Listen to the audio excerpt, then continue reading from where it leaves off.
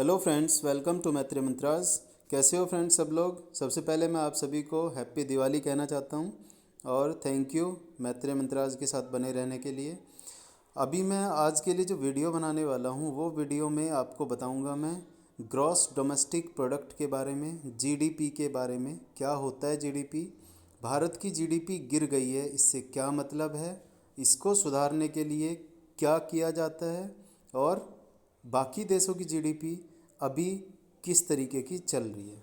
ठीक है, मैं उन देशों को इसमें सम्मिलित करने जा रहा हूँ जिन देशों में बहुत ज़्यादा कोरोना का असर हुआ है। ठीक है फ्रेंड्स, तो वीडियो स्टार्ट करते हैं। सबसे पहले चैनल को सब्सक्राइब कर लेना, अगर नहीं किया है तो वीडियो को लाइक और शेयर ज़रूर करना, और वीडियो पूरी बड़ी, जितनी भी बड़ी वीडियो होगी लास्ट तक देखना। क्यों?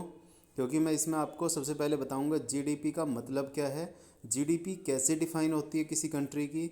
उसके बाद मैं आपको बताऊंगा कि कंट्री की जीडीपी डिफ़ाइन होने के साथ साथ किन किन फैक्टर्स पे डिपेंड करती है, प्लस अभी करंट जीडीपी क्या है, इसको बढ़ाने के लिए सरकार क्या क्या उपाय कर रही है। ठीक है, देखिए फ्रेंड्स, सबसे पहले मैं आपको बताऊंगा जीडीपी का मतलब क्या है। जीडीपी का मतलब होता है ग्रॉस डोमेस्टिक प्रोडक्ट।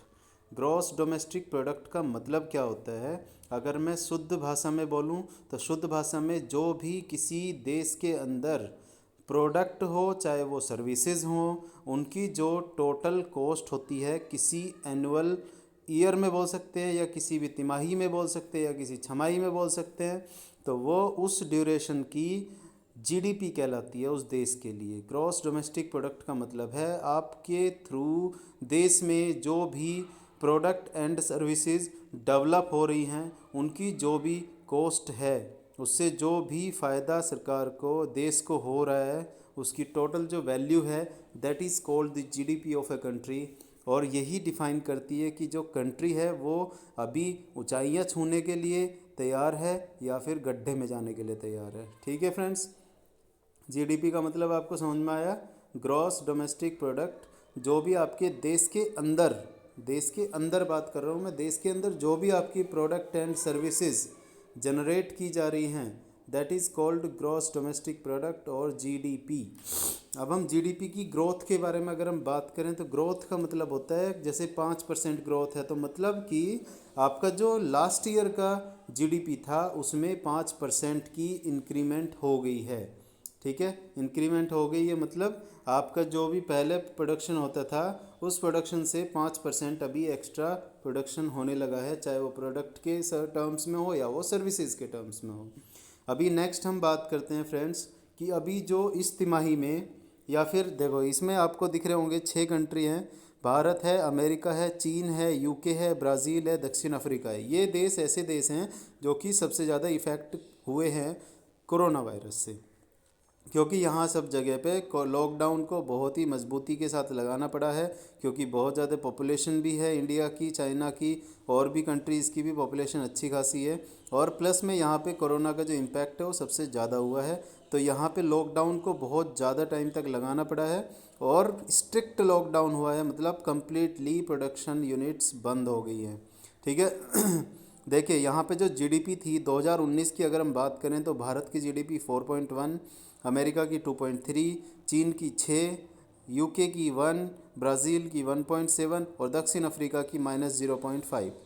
ठीक है, अभी अगर हम जनवरी से मार्च की बात करें तो उसमें भारत की जीडीपी 3.1 थी, कम हुई है। अमेरिका की 0.3, बहुत कम हुई है। चीन की -6.8, यूके की -2.1, ब्राज़ील की -0.3 और दक्षिण अफ्रीका की 0.1।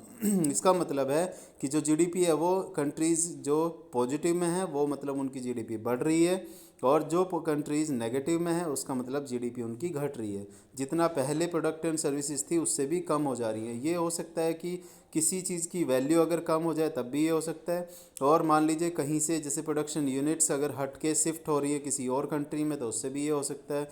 ठीक है, तो ये बहुत सारे रीजंस की वजह से होता है, मैं आपको डिस्कस करूँगा अभी। अप्रैल से जून में जब स्ट्रिक्ट लॉकडाउन था ज़्यादातर कंट्रीज़ में, उस टाइम पे भारत की जीडीपी -23.9, -9 अमेरिका के लिए। चीन की जीडीपी उस टाइम तक ओपन हो चुकी थी क्योंकि चीन ने लॉकडाउन ख़त्म कर दिया था ऑलमोस्ट, 3.2%। यूके की 21.5%, ब्राज़ील की -11.4%, और दक्षिण अफ्रीका की माइनस का 17.1%। अब यूके की कोई मुझे बताएगा कि ये -21.5 थी कि 21.5, ये आप कमेंट बॉक्स में बताइएगा। और कमेंट में अगर आप लोग इसमें इंटरेस्टेड हैं तो आप ये भी पता करके बताइएगा कि यूके की पॉजिटिव में क्यों दिखा रहा है और ये इतनी हाई क्यों दिखा रहा है, या फिर ये नेगेटिव में होनी चाहिए या फिर पॉजिटिव में होनी चाहिए। ठीक है फ्रेंड्स, जुलाई से सितंबर की अगर हम बात करें जुलाई से सितंबर की हम थोड़ा बहुत प्रोडक्शन स्टार्ट कर दिए थे इस टाइम पे, क्योंकि जुलाई से सितंबर में लॉकडाउन फेज़ वाइज ओपन हो रहा था। फेज़ 1 में छोटा मोटा खोल दिया, फेज़ 2 में ये वाली चीज़ें खोल दी, फेज़ 3 में कुछ और चीज़ें खोल दी। तो इस तरीके से हम धीरे धीरे जीडीपी ओपन कर रहे थे। तो इस सेशन के अंदर भी, इस तिमाही के अंदर भी बहुत ज़्यादा हमारा काम सही से नहीं चला था। ठीक है, बट ओपन होना स्टार्ट हो गया था, इसीलिए थोड़ी जीडीपी हमारी थोड़ी कम नेगेटिव है। ठीक है, जैसे भारत की माइनस का 8.6 है, अमेरिका की -2.9 है, चीन की 4.9 हो गई, यूके की -9.6 होगी, ब्राज़ील की अभी इसने यहाँ पे दिया हुआ नहीं है। ठीक है, और दक्षिण अफ्रीका की अभी यहाँ पे अवेलेबल नहीं है। ठीक है फ्रेंड्स, तो अगर हम बात करें, अभी देखो आरबीआई ने एक अभी बुलेटिन जारी की है, और उसमें आरबीआई मतलब रिजर्व बैंक ऑफ इंडिया, तो उसने एक बुलेटिन जारी की है और उसमें बताया है कि भारत में टेक्निकल रिसेशन अभी आ चुका है। टेक्निकल रिसेशन आ चुका है, इसका मतलब बहुत बड़ा होता है। बेसिकली 1947 के बाद हमेशा से कभी भी भारत के अंदर टेक्निकल रिसेशन नहीं आया है। ठीक है, फर्स्ट टाइम है कि टेक्निकल रिसेशन आ रहा है अभी। ठीक है, रिसेशन तो बहुत सारी कंट्रीज़ में चलता रहता है, 1 तिमाही 2 तिमाही के लिए। अब देखिए, इसमें जो है भारत की जो अर्थव्यवस्था है वो चालू वित्त वर्ष की दूसरी तिमाही मतलब जुलाई अगस्त सितंबर में वो 8.6 में माइनस में रहने के चांसेस हैं। ये आरबीआई ने हमें उसमें अपने बुलेटिन में बताया है। बाकी जीडीपी का मतलब आपको समझ में आ गया, घरेलू सकल घरेलू उत्पाद इसको बोलते हैं हिंदी में। इसका मतलब होता है आपका जो भी गृह में मतलब घर मतलब डोमेस्टिकली मतलब हमारी कंट्री के अंदर जो भी आपके प्रोडक्ट एंड सर्विसेज जनरेट हो पा रहे हैं उनको हम बोलते हैं ग्रॉस डोमेस्टिक प्रोडक्ट। और ये अभी हमारा काफ़ी कम है, लेकिन अभी जो मुझे लग रहा है वो पॉजिटिविटी दिख रही है कि आपका जो सितंबर के बाद अक्टूबर नवंबर और दिसंबर वाला सेशन होगा, ये थर्ड तिमाही, इस तिमाही में भारत की जीडीपी पॉजिटिव में आ जाएगी, ऐसा मुझे लग रहा है। बाकी और हम लोग कामना करते हैं थोड़ा सा सेफ रहना, सब लोग सेफ रहोगे तो कोरोना वायरस का असर कम होगा और सरकार को दोबारा से लॉकडाउन के बारे में सोचना नहीं पड़ेगा। अगर आप लोग सेफ नहीं रहोगे तो भारत सरकार को दोबारा से लॉकडाउन के बारे में सोचना पड़ेगा और फिर से सब लोगों को रोज़गार की प्रॉब्लम हो सकती है। तो प्लीज़ अगर हमें जीडीपी को बढ़ाना है तो सेफ़ रहना पड़ेगा, मास्क लगा के रखना पड़ेगा और थोड़ा सा सोशल डिस्टेंसिंग का पालन करते हुए अपना अपना काम को कंप्लीट करना है। दोस्तों, और कुछ आपको जीडीपी के बारे में जानना हो तो कमेंट बॉक्स में ज़रूर लिखिएगा। बाकी आपको और कुछ वीडियो बनवाने के लिए मेरे को बोलना हो तो मैं वो भी वीडियो बना सकता हूँ, प्लीज़ मुझे ज़रूर बताइएगा वीडियो में। ठीक है, कमेंट बॉक्स में लिख के। बाकी मिलते हैं नेक्स्ट वीडियो में, तब तक के लिए गुड बाय, थैंक